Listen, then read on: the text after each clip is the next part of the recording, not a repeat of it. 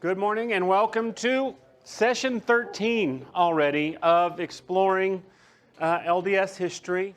I am excited. We're going to jump back into our timeline today. We've kind of taken a break from the historical timeline the last few weeks where we are walking through the history of the LDS Church and what history teaches us. We're trying to do that in a way that's respectful and loving, but also honest in just looking at the facts of history and what history teaches us. And our guide in doing that is Scripture, and we want to be faithful to Scripture, and I want to keep the admonishment of Scripture that I hope in teaching this, my speech will always be gracious and will always be kind, even though at times it is very critical of the typical LDS understanding of events. We want to be honest, but I want to be respectful in being honest. And so I hope I'm able to walk that line and pray that I will be able to do so. So we had taken a break from our historical timeline for a while, and if you haven't been here, it's too much to recap, and so I encourage you to go back online and watch sessions 1 through 12 if you haven't been here, because overall what we're doing is building a case where if you want to believe the traditional LDS understanding of the events and how the church was started, there is a whole lot of hurdles that you have to overcome in order to get there. And we have looked at those in weeks past with regards to the first and second vision, with regards to Joseph Smith's life prior to founding the church, with regards to the discovery of the golden plates. And we spent the last several weeks prior to this week looking specifically at some of the internal issues with the Book of Mormon itself. So I encourage you to go back and look at those. But we're jumping back into the historical time stream today in 1829 as Joseph Smith was wrapping up the Book of Mormon, because I said several weeks ago, Joseph Smith discovered the golden plates, but nobody actually ever saw them. And only 11 people ever claimed to have actually seen the golden plates themselves. If you turn to the front of a copy of the Book of Mormon, you will find the testimony of 3 witnesses who said that they saw the plates themselves. And then the next page, you'll find the testimony of 8 witnesses who said they saw the plates for themselves. And so over the next few weeks, we're going to go back and look at that testimony and look at what history actually says, because these testimonies, these 11 testimonies, are really, really important, right? If we are to believe that the LDS Church is a restored gospel, a restored truth, Joseph Smith was a prophet. He really did find these golden plates. They really did teach a story of ancient Americans. They really did restore the true church to earth. Then the testimony of these 11 witnesses becomes really, really important. So we're going to start today by looking at the 3 witnesses to the Book of Mormon. A lot of these faces should look really familiar to you by now, to this point in our story. At least 2 of those you should recognize by now, hopefully. Martin Harris and Oliver Cowdery. The 3rd of those witnesses enters our story today, and it was a young man named David Whitmer. This picture was taken much, much later in life. At the time he joins the story in 1829, he was born in 1805, so he's born the same year as Joseph Smith. So he and Smith and Cowdery were all very young men, the same age, in their mid-20s. David Whitmer was a friend of Oliver Cowdery, who was helping Joseph Smith to translate the Book of Mormon. And he heard all about this new gold Bible. So he traveled up to Pennsylvania, and he met with Joseph Smith, and he met with Cowdery. He became convinced that the work they were doing was true, that they were doing God's work. And things had become very contentious in Palmyra, especially with Emma's family, who still were not big fans of Joseph. And so it was getting very difficult for them there. And he made arrangements. He still lived with his parents, Whitmer did. He made arrangements for them, the Smith family, to move to his parents' farm in Fayette, New York, which they did in 1829. This is a reconstruction of the home that they lived in that the church maintains today in Fayette, New York. So in 1829, Smith and Emma and Cowdery, in June, they all moved to Fayette to finish the translation work. And by the beginning of July, translation of the Book of Mormon had been completed. So it took them about a month after they got there. And as they were finishing translation, Smith and Cowdery made an interesting discovery. As they were translating the plates, they found that the plates themselves said that there would be 3 witnesses to the plates. Oh, are we going to do this to me again today? Let me try again.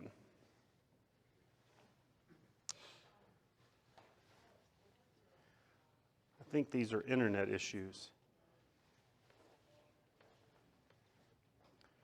Let me back out and start over and see if we have any more success.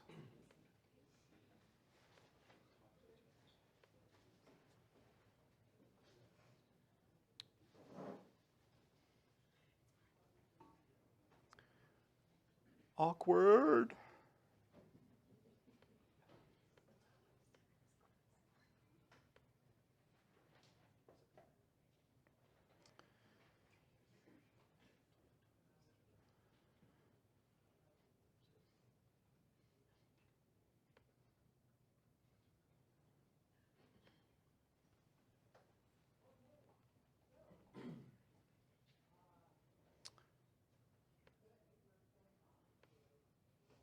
All right.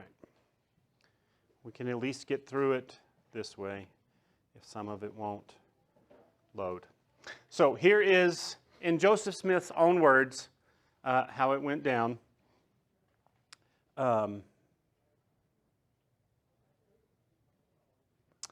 Joseph Smith said, "In the course of the work of translation, we ascertained that 3 special witnesses were to be provided by the Lord, to whom he would grant that they would see the plates from which this work, the Book of Mormon, should be translated, and these witnesses should bear record of the same, as will be found recorded in the Book of Mormon, page 581, and also page 86, which the 1830 version didn't have verse and chapter marks yet. But that works out to the Book of Ether, chapter 5, and 2 Nephi, chapter 1. So let's look at those verses. 2 Nephi 11 says, "Wherefore, by the word of 3, God hath said, I will establish my word. Nevertheless, God sendeth more witnesses, and he proveth all of his words." Then Ether chapter 5, and what's interesting to me here is Ether is the last book in the Book of Mormon. It's the great battle has happened. All the Nephites have been wiped out. Moroni's got the plates, and he's leaving some last instructions before he buries them in the ground to be found by Joseph Smith 1,000 years later. And it says in Ether, "And behold, ye may be privileged, that ye may show the plates." And this is Moroni talking. Who's he talking to? It's almost like he's talking to Joseph Smith. "That ye may show the plates unto those who will assist to bring forth this work. And unto 3 they shall be shown by the power of God. Wherefore they shall know of a surety that these things are true, and in the mouth of 3 witnesses shall things be established, and the testimony of 3, in this work in which shall be shown forth the power of God."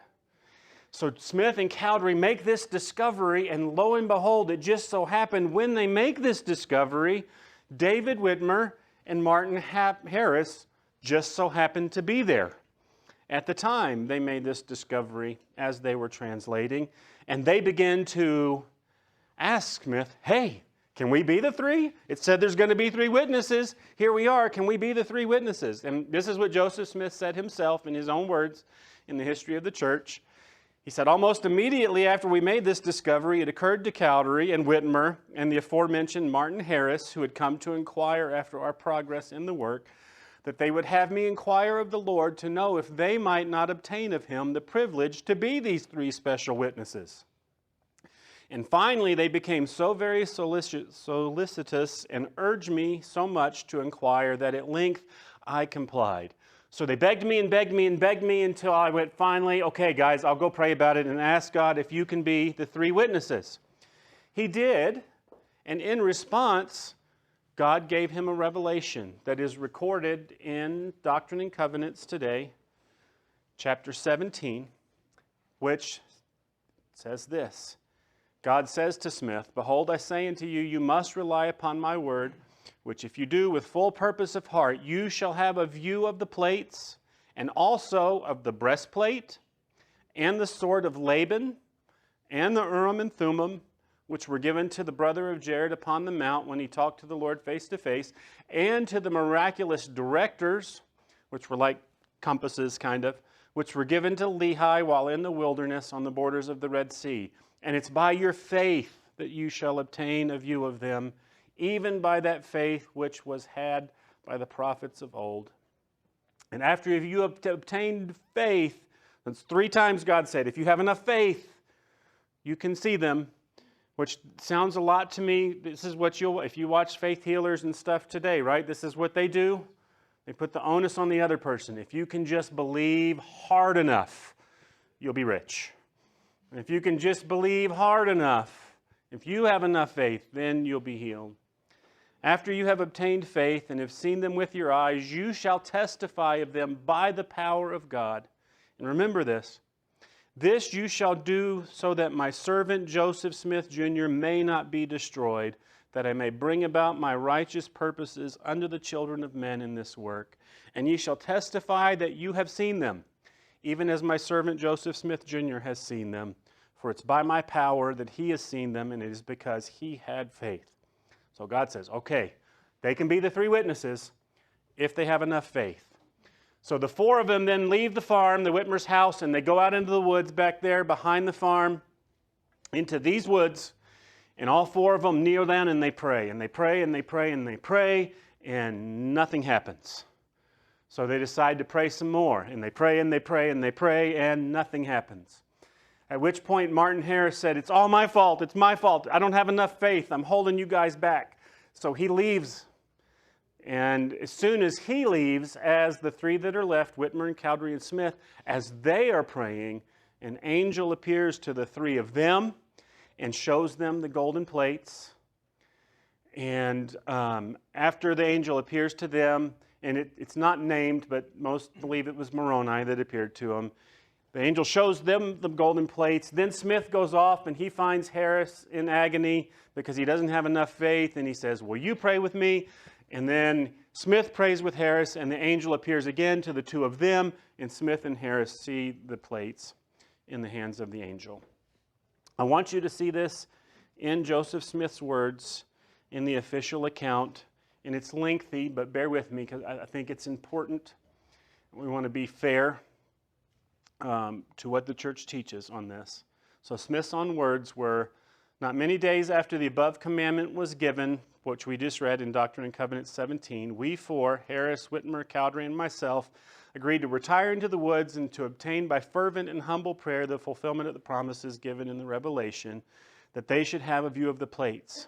We accordingly made choice of a piece of woods convenient to Mr. Whitmer's house, to which we retired, and having knelt down, we began to pray in much faith to Almighty God to bestow upon us a realization of these promises.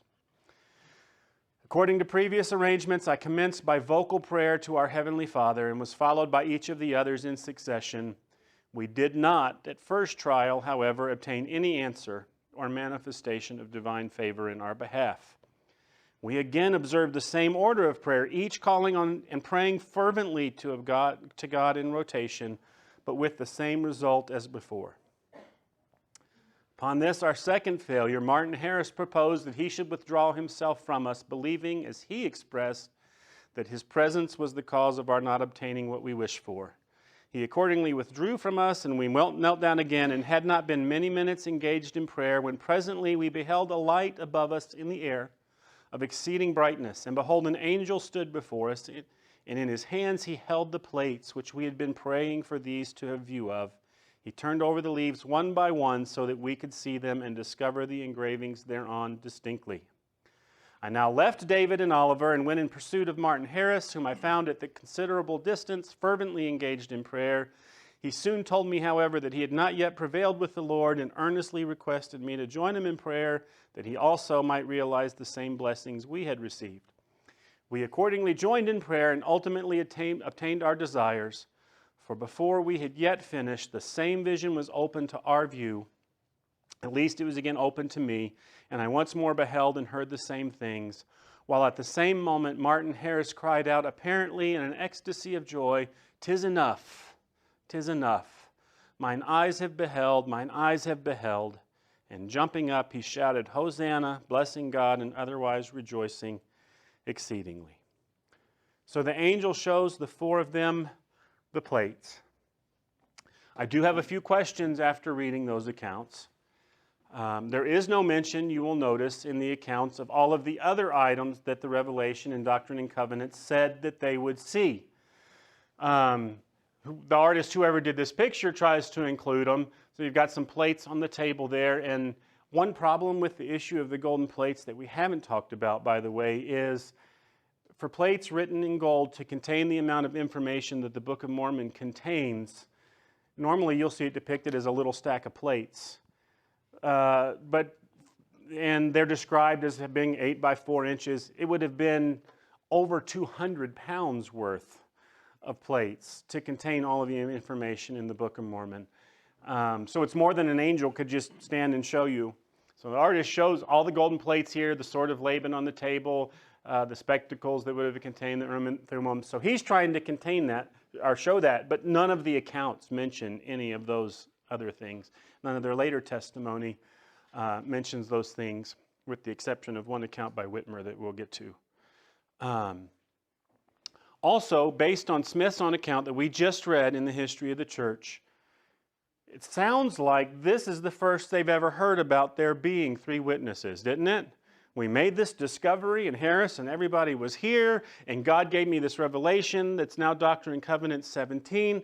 The problem is, it seems like Joseph has forgotten that God had already told him 3 months before, in March of 1829, that there would be 3 witnesses to the golden plates. And that account's also contained in their scriptures in Doctrine and Covenants chapter 5, which, in that revelation, God told Smith, "In addition to your testimony, the testimony of 3 of my servants, who I will call and ordain, unto whom I will show these things, they will go forth.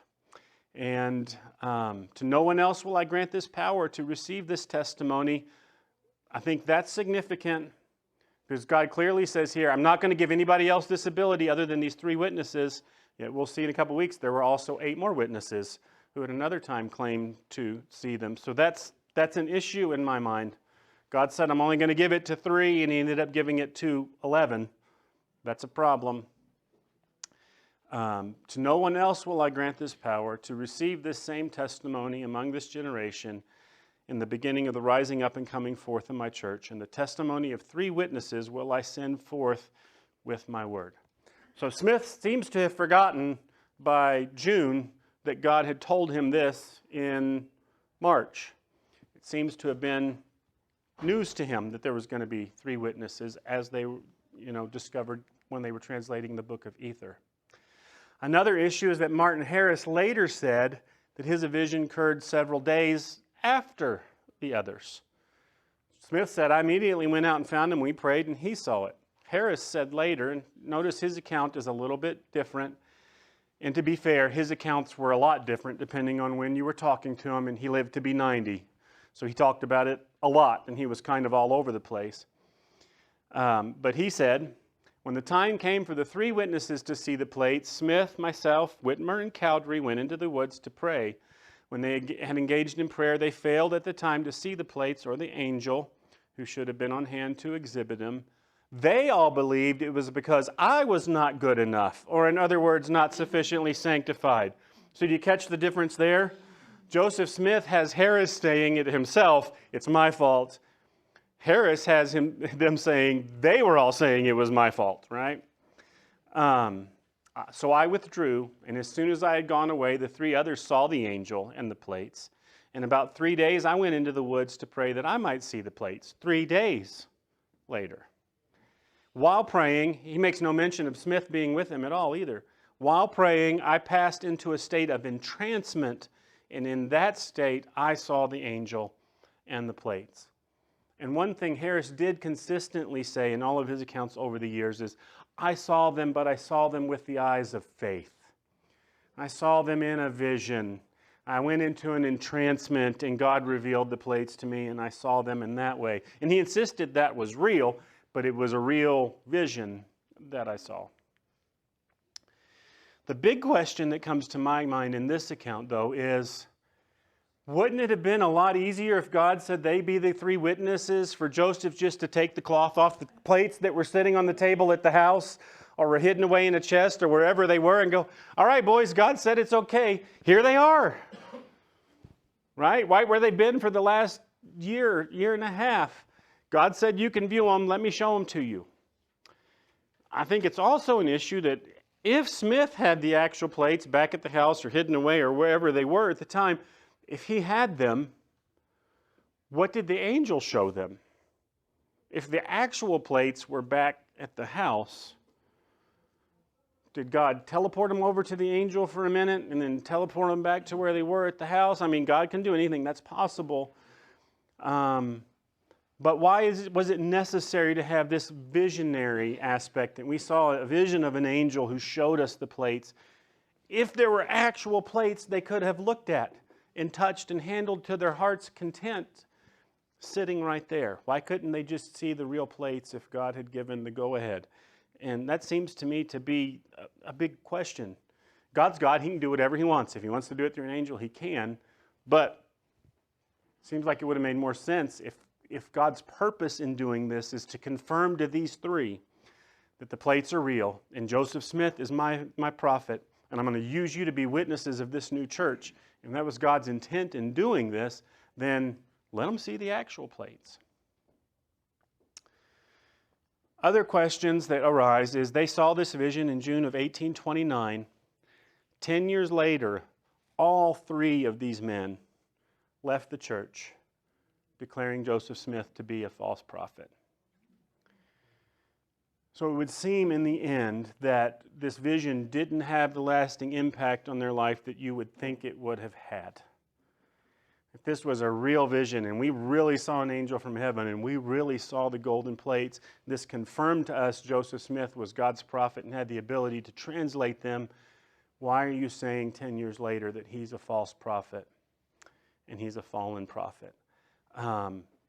It is worth pointing out, and we'll get to all of this in great detail, 2 of the 3 would be restored to the church much, much later in life. And none of the 3 actually denied actually having seen the plates. They all went to their grave saying that they saw them. But it seems to me this results in you being in a situation where either Smith's revelations were wrong, or so Smith was wrong in what he recorded and God didn't really say it in Doctrine and Covenants 5 and 17. Or God did tell Smith that and God was wrong. And I don't think any of us want to go down that route, right? If God says, I'm going to use these 3 as my witnesses of the truthfulness of this church, and all 3 of them leave this church, I think that leaves issues as to how truthful Joseph Smith's revelations were. At any rate, they finished up, and in 1830, the Book of Mormon was published. This is still at the front of every Book of Mormon today, where Joseph Smith wrote this, and then Oliver Cowdery, David Whitmer, and Martin Harris signed their name to it, that we, through the grace of God the Father, have seen the plates which contain this record, and we declare that the angel of God came down from heaven, he laid it before our eyes, and we saw the plates. So what this really boils down to then is, are those 3 witnesses credible? Are they good witnesses? They all said they saw the plates, but what kind of witnesses were they? Are they reliable witnesses? Can we trust their testimony? So what I want to do is break down those 3 witnesses a little bit. We won't get through all 3 today, but we'll start with Martin Harris, because I hope you feel like you know Martin Harris a little bit by this point. If you haven't been here over the weeks, he was one of the first believers in the Book of Mormon and in Joseph Smith. He financed the publication of the Book of Mormon personally, mortgaged his farm in order to do so. And I think I would have liked Martin Harris. And part of me, the more I read about him, part of my heart just breaks for him, because he seems like he was just a sweet, sweet guy who was incredibly gullible. And he could just be swayed very easily, which is what a lot of contemporary accounts say about him.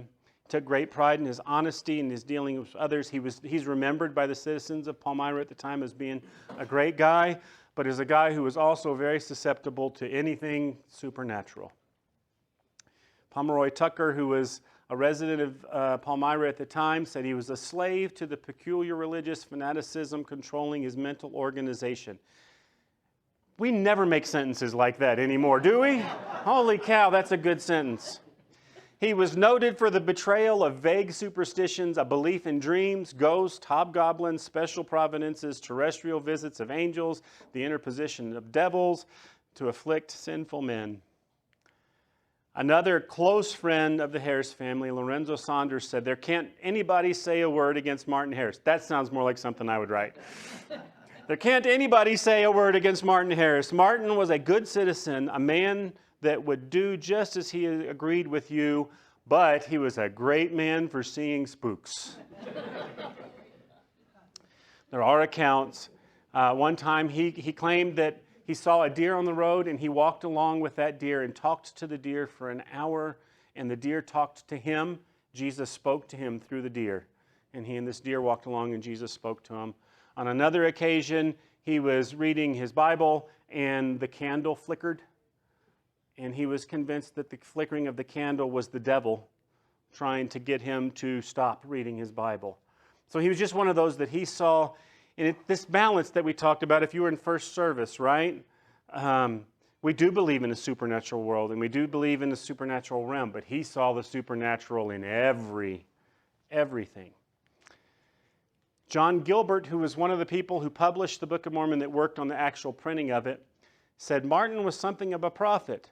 He frequently said that Jackson would be the last president that we would have, Andrew Jackson, who was president at the time, that all persons who did not embrace Mormonism in 2 years would be stricken off the face of the earth. And he said that Palmyra was to be the New Jerusalem and that her streets were to be paved with gold. None of those things happened, by the way. Martin was in office when I finished setting up the testimony of the 3 witnesses, so he was there as they're getting ready to set up to print that page of the Book of Mormon. And I said to him, "Martin, did you see those plates with your naked eyes?" Martin looked down for an instant, raised his eyes up, and said, "No, I saw them with a spiritual eye. I saw them in a vision. I saw them with the eyes of faith." And again, he consistently said things like that over the years. We do know Martin Harris, he changed his religion at least 5 times before becoming a Mormon. He would change it many, many more times after becoming a Mormon. It's well documented that he had experience with visions throughout his life. G.W. Stoddard said, "I have been acquainted with Martin Harris about 30 years, and although he possessed wealth, his moral and religious character was such as not to entitle him to respect among his neighbors. He was first an Orthodox Quaker, then a Universalist, next a Restorationer, then a Baptist, next a Presbyterian, and then a Mormon. And by his willingness to become all things unto all men, he has attained a high standing among his Mormon brethren." So, he was all in with the Mormon church. He moved his whole family when the church moved to Kirtland and based there. They moved to Kirtland right along with them. And then in 1837, he had a falling out, and we'll get to all this eventually, over the Kirtland Banking Society, which he called a fraud. And he was correct in doing so. He was maybe easily gullible, but he was a good businessman, and he was right. The Kirtland Banking Society that Joseph Smith started his own bank when they got to Ohio, and it was a fraud, and we will get there. But in the fallout over that, he ended up leaving the church, and a bunch of other people left the church at the time, and they attempted to reorganize under Warren Parrish, and so then those remaining excommunicated him from the church in 1838. Here's what Joseph Smith had to say about Martin Harris in 1838. Joseph Smith says, and this is recorded in the history of the church, that such characters as McClellan, John Whitmer, David Whitmer, Oliver Cowdery, and Martin Harris, notice that's all three of his witnesses. All three of his witnesses that God called and said, through revelation, these are going to be my three witnesses of this church. Here's Joseph Smith, the prophet, saying, they're too mean to mention, and we would like to have forgotten them. Wish we didn't have to talk about these guys anymore at all. That's an interesting statement coming from the prophet himself. And then on March 25th, 1838, after his excommunication, Harris publicly testified that none of the other 3 or 8 witnesses actually saw or handled the golden plates. And that caused quite a stir. It caused a big stir, enough of a stir, because people were relying on their testimony that they saw them. So when he came out and said, we didn't, and neither did anybody else, in the brouhaha after, actually 3 members of the quorum of the 12 apostles ended up leaving the church in the fallout. So their highest leadership left the church, and a bunch of other people left as well when he backtracked on his testimony. Here's what Warren Parrish said in a letter in 1838. He said, "You ask whether I believe in the Book of Mormon as being of divine origin. I answer, I do not. And that for the best of reasons. Namely, Martin Harris, one of the subscribing witnesses, has come out at last and says he never saw the plates from which the book purports to have been translated, except in vision. And he further says that any man who says he has seen them in any other way is a liar, Joseph Smith not accepted." So according to Parrish, we have Harris saying nobody saw him, including Joseph Smith. And Harris had been there from the beginning, you might recall. So his testimony that none of them had seen it, like I said, led to eventually a big fallout in the church, including 3 of the apostles leaving, including Lyman Johnson, who was a member of the Quorum of the 12 at the time. He left the church, and we have this letter that a friend wrote to him at about this same time, where his friend said this, and they're all wrestling with what do we do and feeling like we've been duped. His friend said, "My heart is sickened within me when I reflect upon the manner in which we, with many of this church, have been led, and the losses which we have sustained, all by means of 2 men in whom we placed implicit confidence, that being Joseph Smith and Sidney Rigdon," who we haven't quite met yet, but he'll become a major player soon. "They are notorious liars, and I don't hesitate to affirm and can prove by a cloud of witnesses. This is not all. Joseph has prophesied in a public congregation lies in the name of the Lord, and by undue religious influence he has filched the monies of the church from their pockets and brought them nigh into destruction, leaving helpless innocents destitute of a comfortable support, while he has squandered the hard-earned earnings of those to whom it justly belonged." And again, this is all in the fallout of the Kirtland Banking Society. "I have reflected long and deliberately upon the history of this church and weighed the evidence for and against it, and I'm loath to give it up," right? Nobody likes to find they've been duped or that they were wrong. He's like, I don't want to do this. I don't want to give up the church. But when I came to hear Martin Harris state in public that he never saw the plates with his natural eyes, only in vision or imagination, neither Oliver Cowdery nor David Whitmer, and also that the 8 witnesses never saw them and hesitated to sign that instrument for that reason, but were persuaded to do it, the last pedestal gave way. In my view, our foundation was sapped, and the entire superstructure fell a heap of ruins. So you can see for Stephen Burnett, his worldview is collapsing right around him, right? When he realizes we've been duped. Joseph's not who he appeared to be, and neither are the witnesses. And so his worldview's crumbling around him. So what happened to Harris in the years after he left the church? He lived longer than any of the other witnesses. He lived to be 90 years old, lived well into the late 1800s. So we do know he banged around a while. He was rebaptized into the church in 1842, but never really we don't know a lot about what happened between 1842 and 1844. he doesn't seem to have been influential, but we just know he was rebaptized. But we also know he left again by 1844. He defected and left the church again, and he joined the Shakers, which you might remember way back from week 1. The Shakers were a huge movement. In that time, their heyday was kind of 1830 to 1860. A movement, by the way, very much into seeing visions and very much into seeing dreams, and everybody was having revelations from God. And so he fit in well. They were very charismatic in the gifts, so that's why they're called Shakers, because they were known for their dancing and doing a jig, and their worship got pretty exciting. And so he was with the Shakers for a while, and then that didn't work out, and he was really into the Shakers, by the way. He said, well, we'll get to what he said about the Shakers in a minute.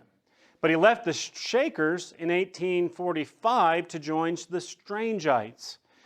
So what had happened is in 1844, Joseph Smith was killed.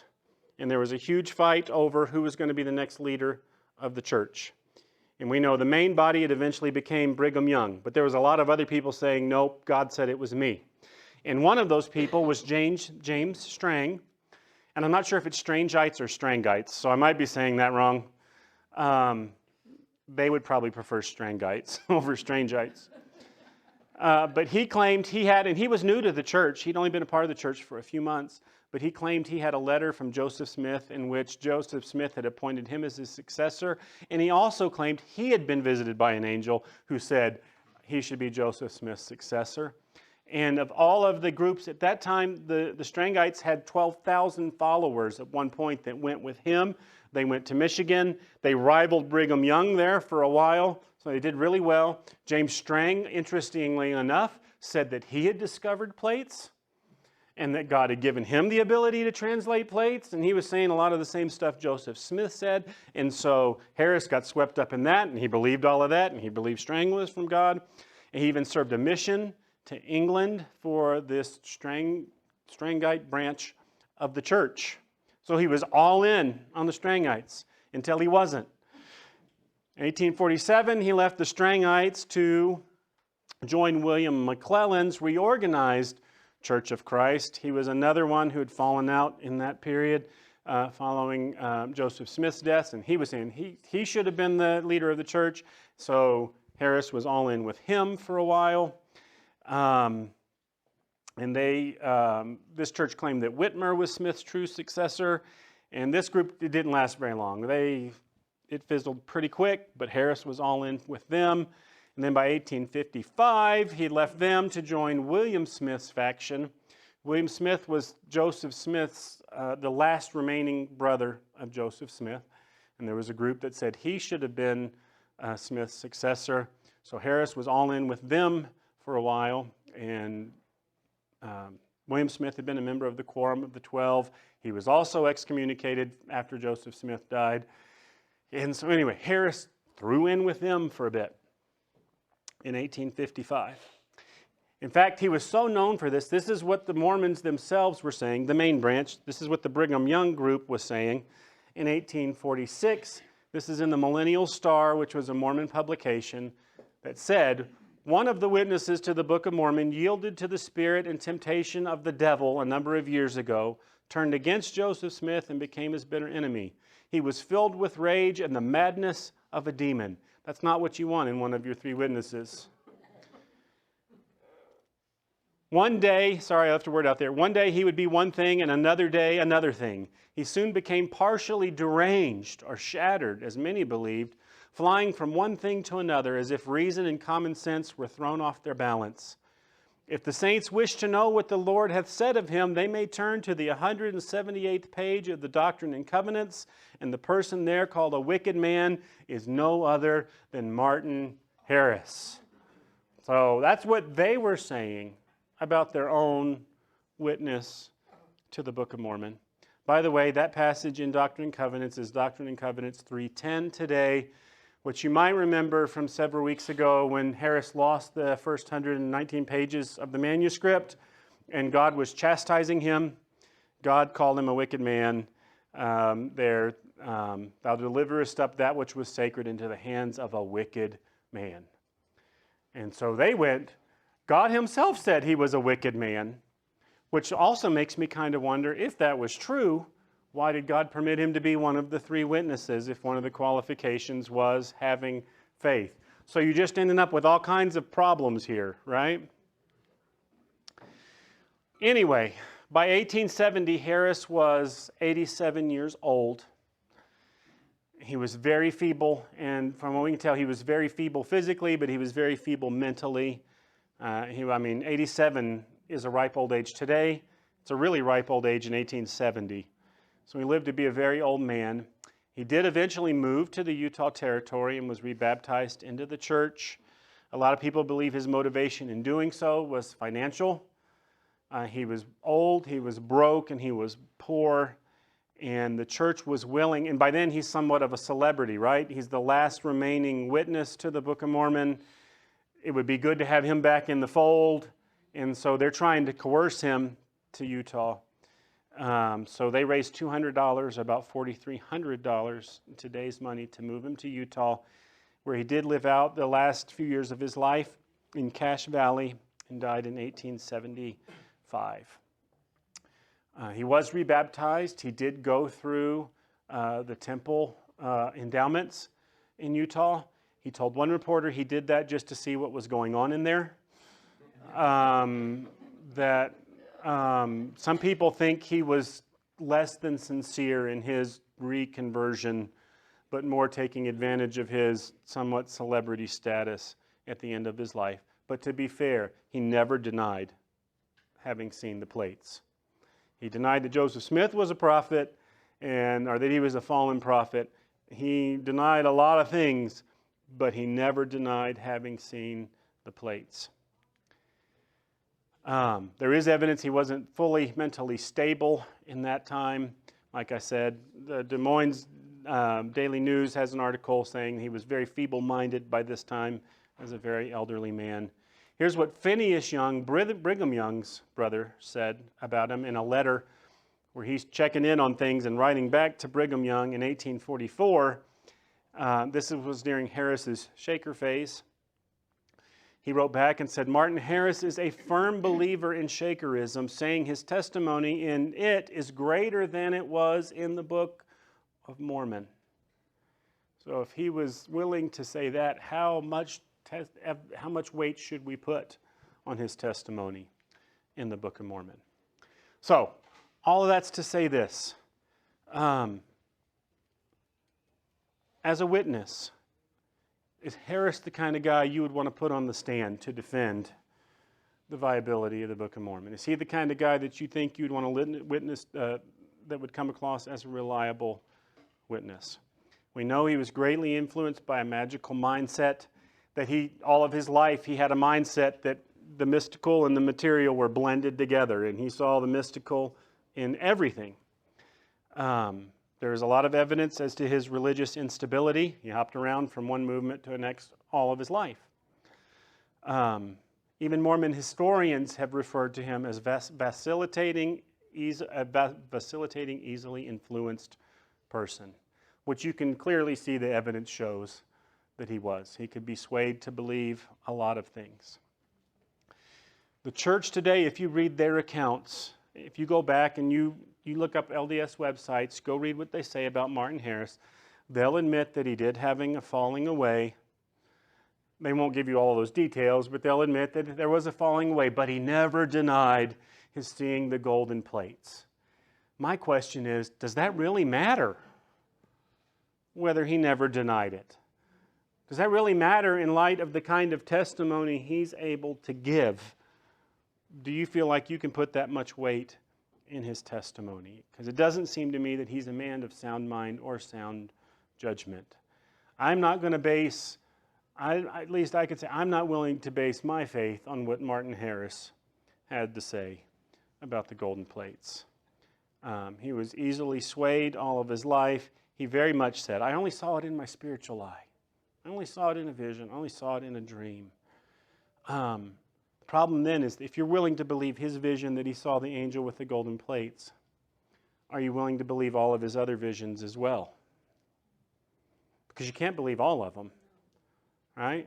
when he followed the Strangites, and he believed that James Strang was a prophet and the one to lead the church. Are we going to believe him then? Because it seems to me, how do you pick and choose which visions were legit and which ones weren't legit, especially when those visions over time, they conflict with each other. And even in his accounts of what he saw, it conflicts from one telling of the story to the next. You have to decide on that. For me, I go, that's not the kind of witness I'd be willing to put my faith and my trust and my confidence in. You've got to decide on that. You put all of that together in the whole account to me, there's nothing there that I go, oh, that's the truth. There's a lot there that makes me question. There's a lot there that leaves me scratching my head and going, that just doesn't seem right. So I'll leave you with that today. We will pick up next Sunday, or next week, next session. We will try to get in both David Whitmer, who left the church, and Oliver Cowdery, who left the church as well. We'll follow their life to see what happened to them and what they had to say about Joseph Smith after their having left the church. We'll pick up there next week.